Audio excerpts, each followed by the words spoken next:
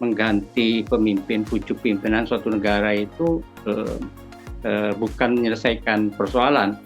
Ini sama saja dengan hanya, ya kalau kembali dengan istilah lama, omon-omon. Jadi PBB hanya omon-omon saja, dia mengeluarkan pernyataan dan seterusnya seperti itu, karena tidak ada bukti nyata. Kita menyatakan bahwa itu adalah perlawanan terhadap kemerdekaan. Itu adalah tindakan penjajahan. Ya, perlawanan, Mas Billy. Jadi inti dari semua bentuk ketundukan kita kepada Tuhan itu hanya bisa dibuktikan dengan melawan kepada kezaliman.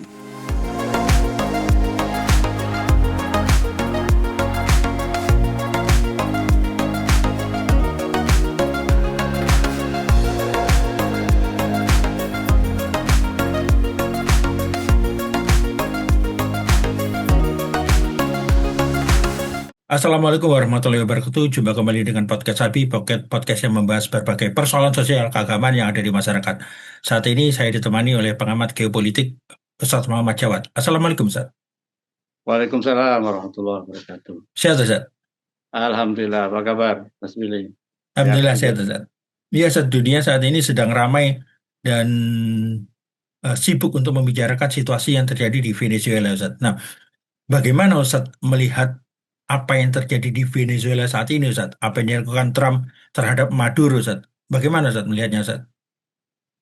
Baik, bismillahirrahmanirrahim. Ya, kejadian yang mengawali tahun 2006 ini semakin menunjukkan kepada kita bagaimana kepongahan dan perilaku kriminal dari Trump, ya, dan sebagaimana yang telah dilakukan berkali-kali olehnya pada beragam kesempatan, ya kan, jadi berapa ada puluhan bahkan 70 lebih bagaimana dia menggantikan rezim dengan cara-cara seperti itu. Tapi yang belakangan ini tampak sangat jelas dan kasat mata, dan karena dia seorang pelaku ekonomi, dia melihat apa yang dia lakukan itu pembenarannya tidak ada basa-basi politiknya. Jadi secara langsung dia sendiri kan sudah katakan bahwa dia mengincar minyak Venezuela dan akan membiayai semua urusan negara itu dengan minyak dan tidak akan merugikan dirinya. Jadi dia hanya melihat itu dari sisi ekonomi dan keuntungan finansial yang bisa dia dapatkan, dan itu akan menjadi peringatan bagi seluruh dunia bahwa perilaku seperti itu karena tidak pernah diperhatikan, tidak pernah mendapatkan tanggapan yang serius dari para pemimpin dunia, itu akan memperbesar peluang petualangan dia di masa yang akan datang dan akan menjadikan AS sebagai ya pusat kelompok kriminal lah bersenjata, ya kan, yang menggunakan kekuatan negara untuk mengancam negara lain dan kemudian juga menggantikan siapapun yang dia kehendaki, bahkan negara yang berdaulat, ya kan, yang dilindungi oleh hukum internasional dan sebagainya. Dia tidak peduli dengan itu semua, dan ini memperlakukan semua orang seenaknya, dan itu akan menjadi semakin jelas, ya, dan itu diperlukan tindakan bersama di seluruh dunia untuk mencegah perilaku ini semakin meluas, dan kita pun semestinya juga bersikap dengan sikap yang tegas sesuai dengan konstitusi kita. Itu mungkin yang pertama, Mas Budi. Iya, Ustadz. Hanya saja ketika kita melihat sejarah ke belakang, ini bukan pertama kali Amerika Serikat melakukan hal itu, Ustadz. Saya cek tahun 1989, Presiden Amerika Serikat menangkap Presiden Panama. Waktu itu presidennya adalah George Bush di dalam invasi ke Panama. Kemudian pada tahun 2003, George Bush Junior menangkap Saddam Hussein. Kemudian 2011, Muammar Gaddafi dibunuh. Sekarang 2026, Nicolas Maduro diculik oleh Amerika atau Presiden Amerika saat ini. Nah, ini kan presidennya ini terus terjadi dan dunia tampaknya menanggapinya dari sejak dulu sampai sekarang itu tidak serius. Nah, bagaimana Ustaz melihat ini? Apakah ini pertanda juga bahwa mereka akan melakukan hal yang sama terus-menerus karena memang dunia tetap selalu diam? Bagaimana Ustaz? Iya, perilaku kriminal seperti itu ya, kalau kita lihat ke Timur Tengah mungkin terlalu jauh. Di Amerika Selatan atau Amerika Latin sendiri kan perilaku itu sudah berulang kali terjadi. Hmm, Misalnya hmm, ketika Presiden Nicaragua ya, hmm, Daniel Ortega waktu itu kan, jadi ditangkap dengan cara seperti itu ya kan. hmm, Kemudian mengganti dengan orang-orang yang dikehendakinya. hmm, Namun Amerika tidak sampai pada tujuan-tujuannya, bahwa mengganti pemimpin, pucuk pimpinan suatu negara itu bukan menyelesaikan persoalan, hmm, ya kan? Eh, Kecuali kalau negara itu kemudian menjadi kisru, dan itu yang hmm, memang dikehendaki ya, untuk hmm, kasus misalnya negara-negara seperti Libya hmm, atau Syria, ya hmm, kan, ataupun negara-negara lain di Timur Tengah. Dan Amerika memang menginginkan itu, ya kan. hmm, Apalagi Trump ini memang mencari kemenangan sesaat, hmm, hmm, ya kan.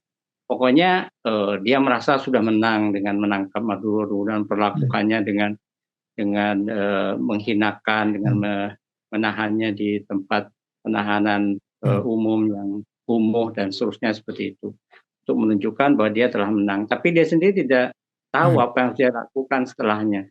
hmm, Dan hmm, kita tahu bahwa perlawanan rakyat Republik Bolivarian hmm, Venezuela kan sangat intens hari ini ya, hmm, yang hmm, kemudian sudah terjadi upaya untuk menggalang kekuatan dan hmm, melakukan perlawanan. Kan dekret yang ditandatanginya sempat ditandatangani sebelum Maduro itu hmm, tangkap, kan menunjukkan bahwa eh, konsolidasi itu kan langsung terjadi. hmm, hmm, Bahkan terjadi penguatan hmm, penguatan di kalangan masyarakat dan persatuan di kalangan masyarakat di Nicaragua, dan bukan hanya hmm, di Nicaragua, di negara tetangganya di Kolombia, dengan di hmm, Bolivia dan seterusnya, Kuba apalagi itu akan terjadi penguatan ideologi Bolivar ya. Kita hmm, tahu hmm, pejuang Simon Bolivar itu adalah pejuang kemerdekaan masyarakat Amerika Latin hmm, yang memerdekakan bangsa-bangsa di Amerika Latin dengan perjuangan revolusioner saat itu, sehingga kemudian negara-negara Amerika Latin ini disebut dengan Republik Bolivar atau hmm, Bolivarian, ya kan, yang menjadikan Simon Bolivar itu sebagai bapak ideologis mereka, dan menghasilkan para pejuang seperti hmm, Fidel Castro ataupun Che Guevara dan seterusnya seperti itu. Ini akan perkuat semangat perjuangan dan hmm, perlawanan, bahwa mengandalkan kekuatan-kekuatan dunia itu hanya akan mendatangkan nista, ya kan? Baik dia menentang ataupun tidak, kalau tidak bertumpu pada kekuatan mandiri, itu hanya akan dinistakan. Ya, orang yang menghamba sedemikian rupa kepada Amerika Serikat, kalau sudah tidak dikehendaki, dia juga dicampakkan. Seperti misalnya eh, kalau Presiden Filipina Ferdinand Marcos waktu itu kan, dia sangat sangat berbakti kepada Amerika, bahkan pangkalan militer Amerika Serikat di Clark dan Subic itu sangat gratis bagi Amerika Serikat. Amerika Serikat bercokol di situ. Tapi karena tidak disukai, ya kemudian dicampakkan begitu saja melalui sebuah revolusi katanya. Tapi mungkin dengan penuh rekayasa untuk kepentingan Amerika Serikat. Jadi sekali lagi masyarakat dunia, pemimpin dunia harus sadar bahwa apapun yang mereka lakukan, eh, mengabdi kepada Amerika Serikat itu biayanya lebih mahal daripada kalau membangun kemandirian. Bagaimana dikatakan oleh pemimpin revolusi Islam, Imam Ali Khamenei, bahwa melakukan perlawanan itu harganya lebih murah daripada kalau kita mengabdi kepada dan tunduk kepada kepentingan Amerika Serikat. Kenapa? Karena nggak akan mendapatkan apa yang kita harapkan, dan selain kemudian dicampakkan atau dihinakan, semakin ditindas dan seperti itu. Maka lebih mudah bagi kita sebetulnya untuk melakukan perlawanan. Dan masyarakat dunia sekarang sudah mulai timbul kesadarannya kan, bahwa dunia ini bukan lagi satu polar yang hanya dikuasai oleh Amerika Serikat. Kekuatan-kekuatan ekonomi dan militer dan politik dunia sekarang sudah semakin mandiri. Maka itu refleksi bagi masyarakat dunia untuk membangun kemandirian dan kemudian melakukan perlawanan terhadap genap bentuk pelanggaran yang dilakukan oleh kaum arogan dunia, ya kan? Seperti juga yang dilakukan oleh Zionis di Gaza, ya kan, yang menjadi presiden sebelum ini kan, bagaimana kelompok entitas kriminal ini melakukan kejahatannya dan dibiarkan. Dan ketika itu terjadi, maka semua bangsa-bangsa dunia akan menjadi terancam. Maka saatnya masyarakat dunia bersatu untuk melakukan perlawanan terhadap penindas. Ya, ya Sat. Kemudian banyak pro kontra yang muncul di masyarakat yang melihat apa yang terjadi di Venezuela ini menyebutnya terlalu rapi, Ustaz. Ada yang bilang ini pasti ada inside job, ada pengkhianatan dari dalam. Nah, bagaimana Ustaz melihat ini? Apakah benar ini benar-benar murni kerja Amerika sendiri atau memang ada bantuan dari orang-orang dalam sehingga eh, operasi ini sangat mulus, Ustaz? Bagaimana, Ustaz? Ya, kalau dilihat dari sisi keberhasilan operasinya, maka kita eh, harusnya tidak terlalu percaya kepada eh, eh, operasi militer ala film Hollywood Amerika Serikat ya. Karena kenapa? Karena itu tidak menandakan adanya sesuatu yang realistis. Artinya bahwa sangat mudah kemudian terjadi sedemikian rupa dan seterusnya. Meskipun kita tahu ya bahwa perlawanan terjadi, tinggal sampai 80 orang di antara pasukan penjaga Presiden Maduro itu terbunuh waktu itu malam. Tentu saja ada kelompok kolaborator dan sebagaimana di semua negara ada hal atau kelompok seperti itu, maka kalau bukan karena pengkhianatan dan seterusnya, mungkin operasi itu tidak akan semulus yang terjadi. Dan itu menjadi peringatan juga bagi bangsa-bangsa di dunia bahwa kelompok-kelompok yang hendak menjual negara, bangsa, dan masyarakatnya serta tanah airnya kepada kepentingan asing itu akan senantiasa ada di sepanjang sejarah kan terjadi seperti itu, ya kan? Jadi kelompok-kelompok yang melakukan fitnah, rekayasa, kemudian juga pengkhianatan, kolaborasi dengan pihak asing, menjual bangsa dan negaranya bagi kepentingan pribadi dan seterusnya itu nanti ada. Dan oleh karena itu masyarakat dunia, bangsa-bangsa di dunia, negara-negara dunia harus mengantisipasi hal itu, bahwa ketika ada kelompok-kelompok tertentu bersuara miring atas kemandirian bangsa dan negara suatu masyarakat tertentu, maka itu menjadi tanda bahwa dia sendiri merupakan kaki tangan pihak asing. Dan hal semacam ini harus diidentifikasi dengan dengan baik, dengan membangun kesadaran masyarakat bahwa ancaman itu akan senantiasa ada kalau kita tidak membangun kemandirian, tidak membangun mentalitas yang kuat ya, dalam membangun bangsa dan negara. Maka para pelaku terutama para penyelenggara pemerintahan itu akan mudah sekali untuk dibayar ya, karena tidak adanya kesetiaan kepada suatu idealisme atau nilai ideologi tertentu. Maka menanamkan nilai-nilai ideologi itu menjadi sesuatu yang penting, karena tanpa itu maka akan sangat mudah orang itu untuk terbeli. Tapi ketika orang memiliki ideologi yang kokoh, yang kuat, apalagi yang bersifat transendental ya, yang bersifat ketuhanan, maka itu akan menjadi pelindung yang sangat kuat. Oleh Imam Ali Khamenei dikatakan bahwa mengenal musuh itu sama pentingnya dengan mengenal Tuhan dan mengenal diri. Ya, karena kalau tidak ada pengenalan terhadap musuh dan upaya-upaya akan memberangus ma'rifatullahnya, pemahaman ketuhanan dan pemahaman atas dirinya itu, maka khasanah atau kekayaan ini akan diculik, akan dicuri. Jadi manusia itu akan menjadi lumpuh dan menjadi makhluk yang berbahaya dan menjadi makhluk yang bukan dirinya lagi ketika hal-hal yang bersifat psikologis atau yang lebih tinggi bersifat spiritual dan sebagainya itu sudah terbeli. Jadi membangun ketahanan itu merupakan keniscayaan baik fisik maupun non fisik atau katakanlah secara ruhani.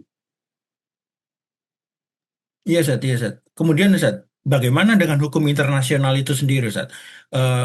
PBB menyatakan intervensi militer AS ini di Venezuela melanggar kedaulatan negara, melanggar piagam PBB, sekaligus merusak fondasi keamanan internasional dan membuat setiap negara menjadi tidak aman. Kemudian juga mantan duta besar Indonesia untuk Amerika, Dino Patrijala juga menyatakan bahwa invasi tersebut atau penangkapan tersebut membuat hukum internasional menjadi hukum rimba. Nah, bagaimana Ustaz melihat ini, Ustaz? Iya, karena kita tahu bahwa kalau kita mengaca kepada PBB sendiri, PBB itu sendiri kan dibentuk oleh para pemenang Perang Dunia Kedua, Mas Billy. Jadi sistem dan mekanismenya sudah dibuat sedemikian rupa, ya kan, dengan kekuatan hak veto di pihak-pihak yang memenangkan perang saat itu. Kemudian nilai-nilainya itu kan diadopsi belakangan, ya piagam PBB dan seterusnya. Setelah sistem itu sendiri terbentuk, sementara tidak ada pembenahan terhadap sistem itu. Kan meskipun kita mengetahui bahwa hukum internasional dan seterusnya itu sangat universal dan memiliki ketinggian nilai sedemikian rupa, tapi itu kan menjadi tidak berlaku ketika sistemnya sendiri timpang di Dewan Keamanan misalnya, ya kan, yang hanya memberikan suara atau hak veto untuk 5 orang atau 5 negara. Nah, kalau pelaku kejahatannya di antara itu dan yang sekarang itu terjadi, siapa yang bisa berani kalau mengeluarkan statement yang agak keras di Dewan Keamanan, maka akan diveto. Dan kemudian kata-kata saja yang tidak memiliki implikasi secara militer ataupun secara politik bahkan, ya kan, di lapangan. Ini sama saja dengan hanya, ya kalau kembali dengan istilah lama, omon-omon. Jadi PBB hanya omon-omon saja, dia mengeluarkan pernyataan dan seterusnya seperti itu, karena tidak ada bukti nyata untuk komitmen dari negara-negara tertentu di dalam Dewan Keamanan atau PBB secara keseluruhan. Nah, kalau kita mengatakan ini adalah belantara, ya memang belantara kemudian jadinya. Di dalam sistem yang seperti itu, maka yang harus dilakukan adalah penguatan di semua lini dari negara-negara yang ingin dirinya berdaulat, ya kan, untuk apa? Untuk mengantisipasi hal seperti ini, ya kan. Iran misalnya, ya kan, melakukan sedemikian rupa kan penguatan keberanian, penguatan kemampuan secara militer, secara ekonomi, mandiri dan seterusnya, secara teknologi dan seterusnya. Itu pilihan satu-satunya. Kalau enggak, kita akan bergantung pada kekuatan-kekuatan besar dan kemudian menjadi bahan permainan. Kita sebagai bangsa Indonesia juga memiliki martabat yang sangat tinggi ketika dalam perang kemerdekaan kita meraih kemerdekaan dengan cara-cara terhormat dan seterusnya. Maka jangan melepaskan semangat perjuangan itu untuk menjaga keutuhan bangsa dan negara kita, ya kan. Kemandirian pangan misalnya, kemandirian ekonomi, kemandirian militer, politik dan seterusnya, itu menjadi sesuatu yang sangat penting.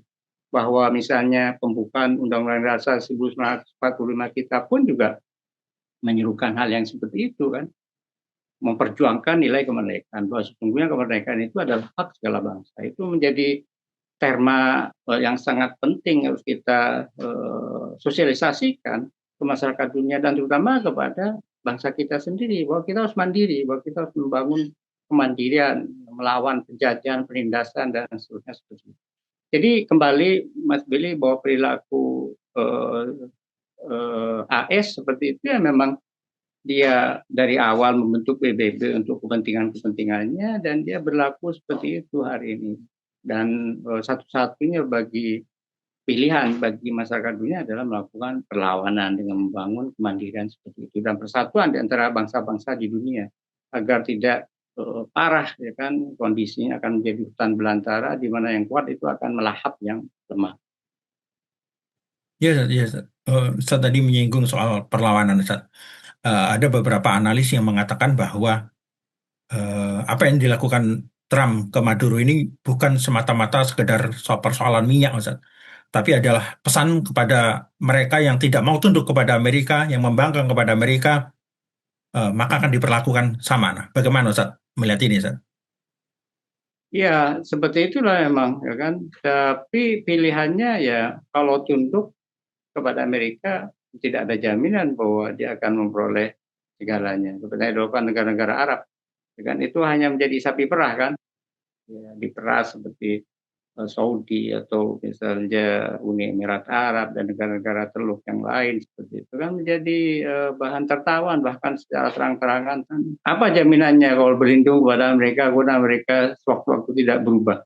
Agak seperti itu. Kita lihat misalnya Zionis, ya kan? Itu si Jolani Suriah itu kan bagaimana sudah sangat mengabdinya kepada AS. Ya kan? Tapi perlakuan AS melalui tangan Zionis kan sedemikian rupa. Dataran tinggi Golan dikuasai, perbatasannya maju sedikit demi sedikit. Kalau dia ingin ngebom sewaktu-waktu setiap saat dan seterusnya seperti itu. Jadi itu kata Rahbar itu benar kata pemimpin revolusi Islam bahwa melawan itu lebih murah malah harganya dibanding kalau kita menyerah. Menyerah itu mahal. Yaitu apa? Kita menyerahkan keseluruhan keberadaan kita kepada para penguasa yang jahat, yang zalim, yang brutal seperti ini. Ya kan, yang dikatakan sebagai terorisme negara.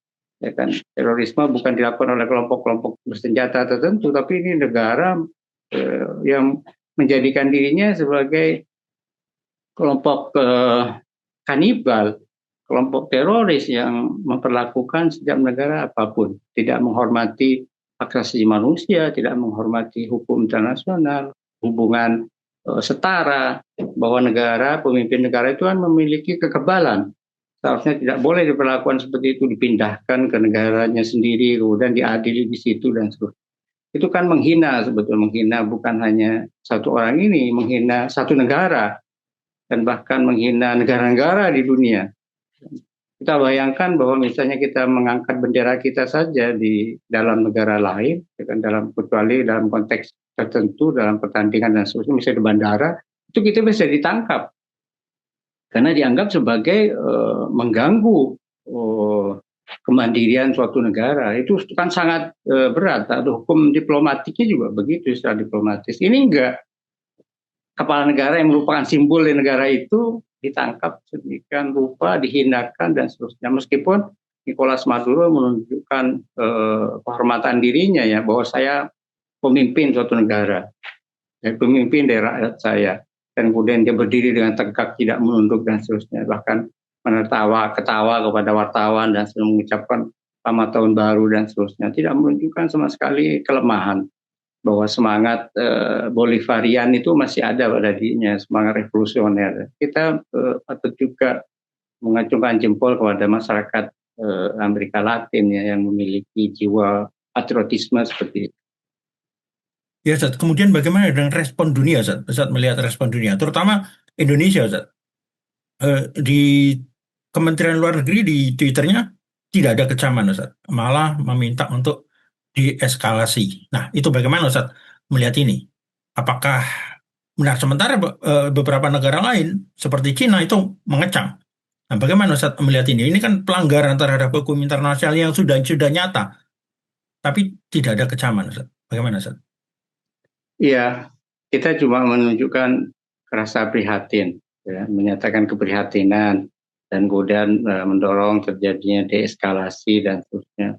Itu kalau secara pilihan kata itu sebetulnya terlampau lemah, Mas Billy. Kita juga sangat menyayangkan bahwa kita dengan pembukaan Undang-Undang Dasar 45 kita yang sangat kuat seperti itu seharusnya tidak menunjukkan itu, bahwa ini kan penjajahan, neokolonialisme, ya kan, penjajahan dalam bentuk baru hari ini, ya kan, sangat besar kenyataan itu kalau dilihat sebagai bentuk penjajahan terang-terangan terhadap semua hukum yang dihormati oleh masyarakat dunia. Ya kan? Mestinya kalau kita mau menyatakan, kita menyatakan bahwa itu adalah perlawanan terhadap kemerdekaan.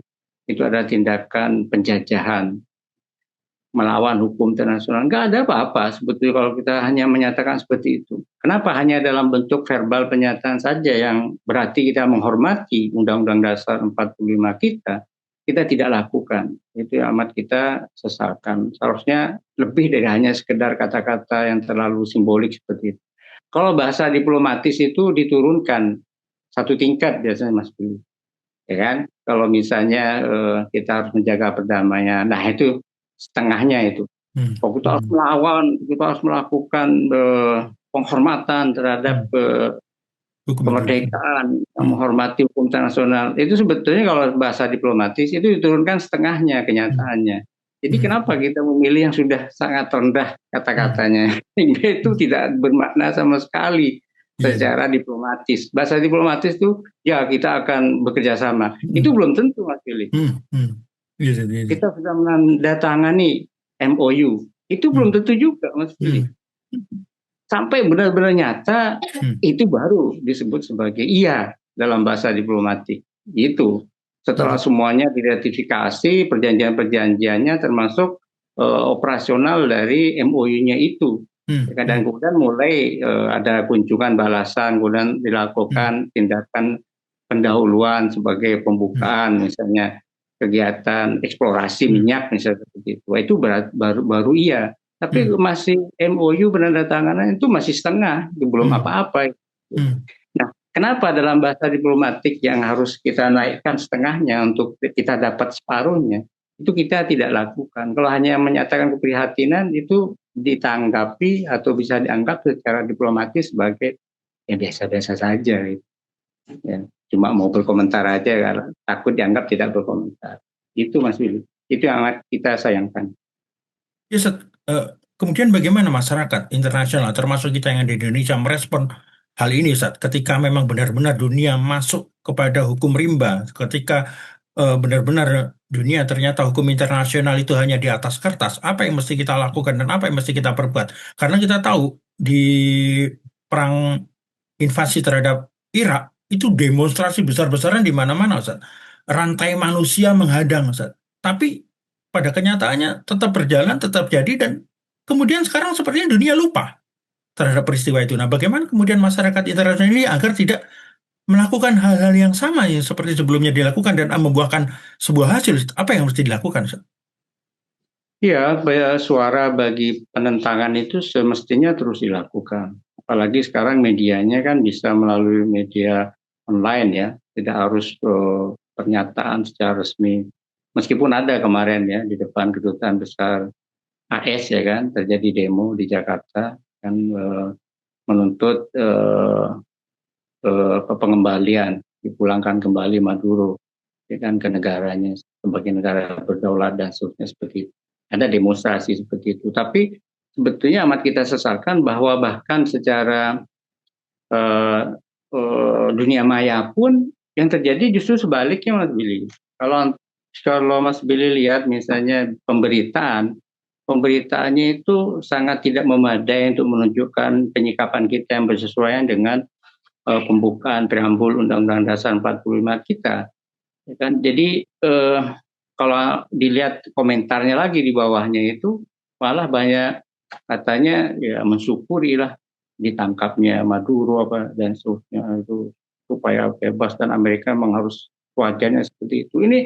Ini kalangan yang menurut saya itu sebetulnya tidak sesuai dengan hati nurani bangsa Indonesia ya, yang menjunjung tinggi kemerdekaan suatu negara. Itu sangat seolah-olah sangat pro kolonialisme atau pro AS. Dan itu amat kita sesalkan, atau mungkin mereka adalah memang para buzzer yang dibayar ya. Sama seperti dalam kasus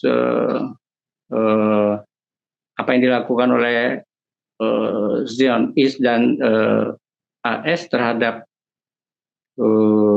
Iran hari ini, ya kan, pemberitaannya dan sebagainya itu sangat fitnah, luar biasa, rekayasa dan seterusnya, sama sekali bertentangan dengan kode etik jurnalisme, ya kan, yang menyatakan begini dan begitu, padahal tidak ada apa-apa di sana secara fakta, ya kan, sampai bahkan dikatakan bahwa pemimpin tertinggi kita melarikan diri dan seterusnya ke luar negeri, ke Rusia, dan itu kan sangat fitnah, yang bahkan tidak sesuai dengan fakta. Tapi mereka sangat mudah melakukan itu, apalagi untuk sekelas Nicolas Maduro, mereka juga begitu. Ya kan, bahkan mereka sangat setuju kalau ditangkap, dan mereka sangat menerima narasi itu bahwa apa yang dilakukan itu ada penangkapan terhadap gembong narkoba dan seterusnya seperti itu. Jadi saya melihat ini sesuatu yang sangat patut disesalkan, dan kita secara di dunia maya pun seharusnya melakukan perlawanan sebagaimana yang dilakukan oleh rekan-rekan ya di media kita, termasuk di podcast Ahlul Bait Indonesia ini, yang selalu memberikan suara yang sangat sesuai dengan jiwa patriotisme bangsa Indonesia untuk menyatakan dukungan kita terhadap perjuangan kemerdekaan, kemandirian, dan menentang penjajahan dan seterusnya seperti itu. Itu Mas Willy. Ya Ustaz, kemudian bagaimana dengan hukum internasional itu Ustaz, yang saya maksud? Apa yang mesti kita lakukan untuk menghadapi hukum internasional yang sudah seperti ini? Karena persoalannya kan bukan persoalan Venezuela ini, bukan persoalan Maduronya. Persoalannya adalah ada orang yang melanggar hukum internasional di depan mata, tapi semuanya seolah-olah diam, Ustaz. Dan soal menutup mata, ini kan persoalan, ada dua persoalan, Ustaz. Hukum internasional yang dilanggar, dan hukum internasional yang dilanggar, tapi kita semua seolah menutup mata. Seperti Ustaz bilang, mendukung penangkapan Maduro ini. Apa dengan melanggar hukum internasional itu sudah salah, Ustaz, semuanya. Nah, bagaimana kita bertahan sebagai masyarakat yang mendukung hukum internasional ditegakkan itu bersikap, Ustaz, terhadap semuanya ini?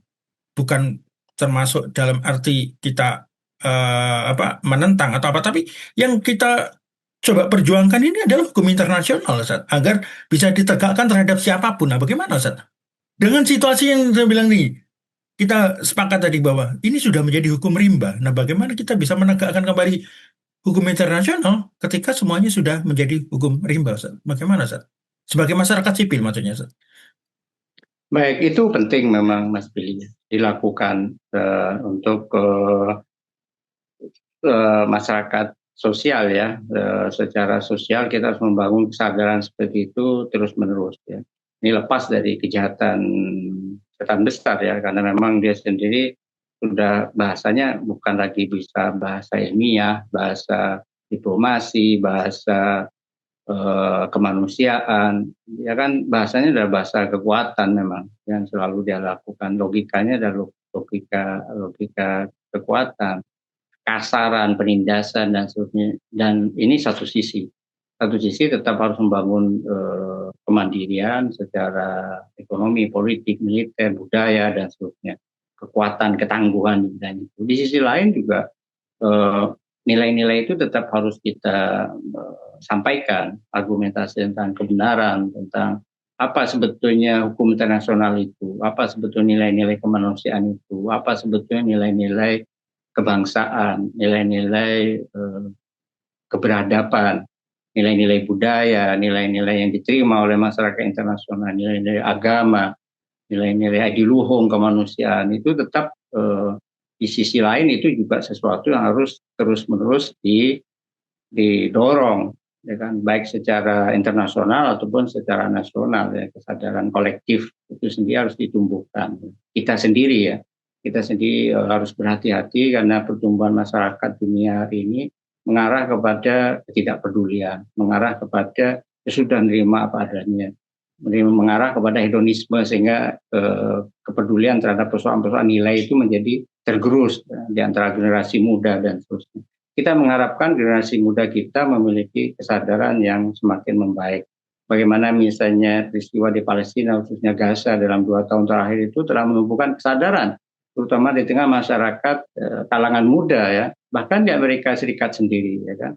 Di usia di bawah 50 tahunnya itu sudah sangat banyak pro kepada Palestina. Nah, mereka melihat kejahatan dan ancaman terhadap kemanusiaan yang dilakukan oleh rezim pembunuh anak-anak itu. Ini yang seharusnya terus-menerus digaungkan dan digemakan. Kita berharap bahwa pergantian generasi ini di masa yang akan datang akan tumbuh kesadaran-kesadaran baru seperti itu. Para pengamat politik kita seharusnya juga begitu. Ahli hukum internasional dan seterusnya juga menyampaikan terus-menerus persoalan ini. Ya kan? Jangan kemudian mereduksi persoalan hanya hubungan antar negara dan seterusnya. Ada nilai-nilai adiluhung yang senantiasa harus dikemukakan, dikembangkan. Dan landasan-landasannya juga harus diperkuat. Jangan hanya landasan hukum saja. Kenapa? Karena hukum itu berdiri pada sesuatu yang bersifat transenden. Ya kan? Kalau nilai keagamaan mau dipakai itu apa? Nilai ketuhanan. Ya kan, ketundukan kepada Tuhan yang Maha Agung, yang Maha Berkuasa dan seterusnya, agar kita tidak dikuasai oleh sesama manusia, bahwa manusia itu dilahirkan dalam keadaan bebas, Sebagaimana dikatakan oleh Amirul Mukminin Ali alaihissalam, bahwa kita itu, setiap manusia itu dilahirkan dalam keadaan bebas dan terhormat, dan Allah telah memuliakan manusia. Jadi kita harus belajar untuk menghormati manusia, hak-haknya secara individu ataupun secara ruhani, secara fisik, bahkan itu pun harus dihargai. Kenapa? Karena ini menyangkut persoalan yang penting untuk menjadi landasan bagi membangun generasi di masa yang akan datang. Jadi kepedulian terhadap nilai-nilai itu harus senantiasa dikembangkan, dan kita dalam segenap organisasi yang ada pun harus menanamkan nilai-nilai itu di tengah anggota-anggotanya, bahwa hubungan kita dengan Tuhan itu landasan yang paling kokoh. Penghambaan kita kepada Tuhan itu menjadi landasan yang paling kokoh untuk apa? Untuk taat kepada hukum, untuk taat kepada aturan kemanusiaan, untuk berjuang bagi kemerdekaan, kemanusiaan, dan seterusnya. Seperti itu, Mas Billy. Iya, Sat. Iya, Sat. Kemudian apa pesan atau pelajaran yang bisa kita ambil dari apa yang terjadi di Venezuela hari ini, Sat? Iya, perlawanan, Mas Billy. Jadi inti dari semua bentuk ketundukan kita kepada Tuhan itu hanya bisa dibuktikan dengan melawan kepada kezaliman. Perlawanan itu bukan hanya secara militer, politik, dan seterusnya ya. Karena perang hari ini itu bukan hanya perang yang bersifat fisik, yang kasar, tapi juga apa yang disebut sebagai perang lunak, perang budaya, perang ketika opini masyarakat dunia didistorsi, ya kan, dilemahkan, dialihkan kepada sesuatu yang tidak penting dan seterusnya. Itu kan perang lunak itu berdimensi banyak ya, bukan hanya secara fisik, ekonomi, dan seterusnya, tapi secara budaya, bahkan mentalitas individual manusia menjadi sasaran serangannya. Kita harus membangun kekuatan dan melakukan perlawanan. Jadi jangan dikira ketika kita masuk ke dunia maya kita kemudian tidak terjadi perang. Tidak, di situ medan perangnya. Ya, kalau kita berada di dunia maya, maka medan perangnya di situ. Ketika kita di tengah masyarakat, maka medan perangnya di situ, itu membangun solidaritas kemanusiaan di antara manusia-manusia, mungkin masyarakat menderita bencana dan seterusnya. Itu medan perang juga. Dan ketika kita berkhidmat di dalam rumah tangga dan seterusnya, itu juga medan peperangan. Karena kita membangun kekuatan rumah tangga dalam melawan serangan yang mungkin akan merusaknya. Begitu juga di kalangan generasi muda dan semua elemen masyarakat, kita harus melakukan perlawanan sebagai bentuk bukti kebertauhidan, ya kan, kebertuhanan kita kepada Allah Subhanahu wa taala. Ya, Ustaz. Terima kasih banyak, Ustaz, atas waktunya dan penjelasannya terkait apa yang terjadi di Venezuela saat ini. Semoga kita semua mendapat pelajaran dan bisa berbuat lebih baik lagi, Ustaz. Allahumma amin. Insyaallah, Ya. Mas Willy. Ya, Zat. Ya. Demikian pemirsa bincang-bincang saya dengan pengamat geopolitik Ustadz Muhammad Jawad terkait apa yang terjadi di Venezuela saat ini. Nantikan podcast-podcast kami berikutnya. Assalamualaikum warahmatullahi wabarakatuh. Waalaikumsalam.